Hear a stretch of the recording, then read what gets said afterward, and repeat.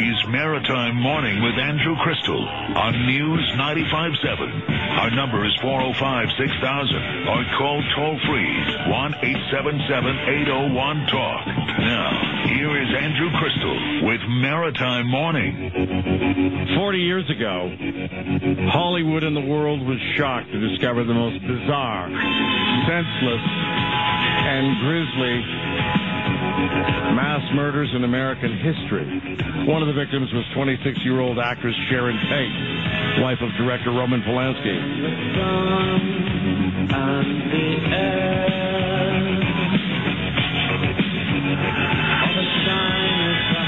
Sharon Tate was stabbed repeatedly despite being 8.5 months pregnant. The answer why can only be answered with one word: madness.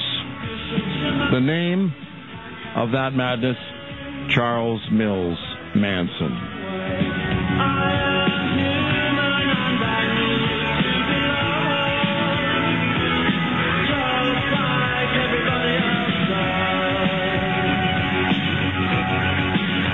Born November 12, 1934. What became known as the Manson family, a quasi-commune that arose in California in the late 60s, convicted of conspiracy to commit the Tate-Bianca murders. Didn't carry them out himself, but by members of the group at his cult-like instruction. He was found guilty of the murders themselves because of the joint responsibility rule, which means that if you're involved in a conspiracy, you have done it. Manson is also associated with Helter Skelter, the term he took from the Beatles song, where he took from that Beatles music a message he says was directed at him and the family, and that the Beatles were expecting a race war of apocalyptic dimensions that he would precipitate through some grisly killings to be blamed on the Black Panthers and others, and that he would be the only man standing at the end, Charles Manson and his cult. This madman has been connected with rock music. Of course, Marilyn Manson, Guns N' Roses have performed his music. All for this useless grifter, this drifter. Manson, an unemployed ex-convict who'd spent half his life in correctional institutions before he even committed the murders, happened to run into Beach Boy Dennis Wilson. Some in Los Angeles thought that Charles Manson actually had talent and that he was a decent songwriter. They bought into his shtick. Manson is still in prison and will never get out. Ro Hurley interviewed Charles Manson for Thursday Night Magazine. Publisher Paul Fitzgerald joins us. Ro Hurley in Dallas, Texas. Paul Fitzgerald in Halifax. Welcome to Maritime Morning. Hi, thank you. Thanks for having us, Andrew. This is the phone call that Ro Hurley received from Charles Manson from the correctional facility. Roll the tape, Bill. This call and your telephone number will be recorded and monitored. I have a collect call from... Yeah, that's really something. It must be an angel. An inmate at California State Prison, Corcoran 1, in Corcoran, California. To hear the cost of this call, dial or say 9 and hold to accept. Your call is being connected. Thank you for using Global Tel-Link. Charlie? Yeah, you know what a front man is? What a front man is, no.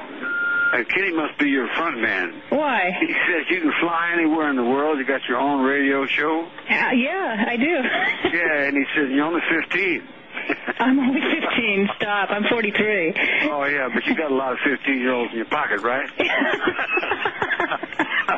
Sure, you need some? No, I've been through that, man. You know, I'm older than that right now. Man. Oh. Yeah, I've already been through that. We're throwing babies in the fire. Oh. Yeah, I mean, there's too many people. What are you going to do? You know, if you don't get rid of a couple million here and a couple million there, you're going to be starving to death, man. You know, your children ain't going to survive. It's like this. There's a lot of people that are trying to destroy you by breeding. They got your breeding cycle broken. You know, they're like a wren. They're like the birds. They fly and live with birds and animals. They're animals. You're putting humans for human consumption. We don't care about no people. People got to go, soldier. We're after air and water, trees and animals.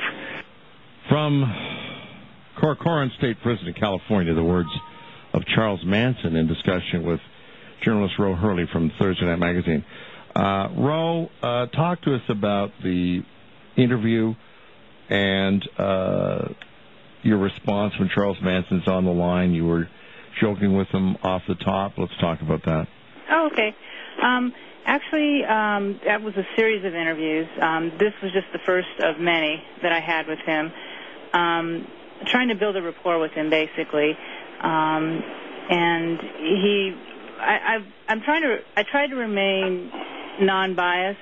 You know, I don't want to go in accusatory, just because I want him to give me answers as opposed to shutting down like he did in the 1987 Geraldo interview. I don't know if you've seen that or not, but Manson just mopped the floor with Geraldo. And so my mentality, I kind of didn't want to go in with that. I wanted to go in on the same level with him.